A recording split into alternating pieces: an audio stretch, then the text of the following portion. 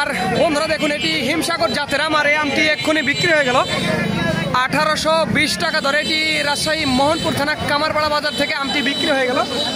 এই ভাইয়ের আম দেখুন, এক গাড়ি আম বিক্রি হয়ে গেল হিমসাগর জাতের আম 1820 টাকা দরে।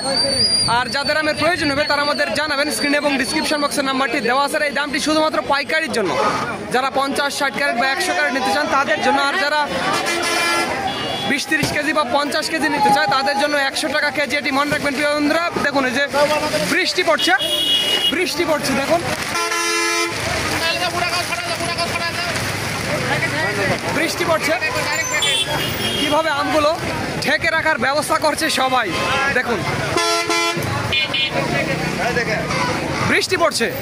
তো যাদের আমের প্রয়োজন হবে তারা আমাদের জানাবেন, স্ক্রিন এবং ডিসক্রিপশন বক্সে আমাদের নাম্বারটি দেওয়া আছে। একটি কথা বন্ধুরা, ওই আমাদের আরও একটি আমের আড়ত রয়েছে নওগাঁর সাপাহার।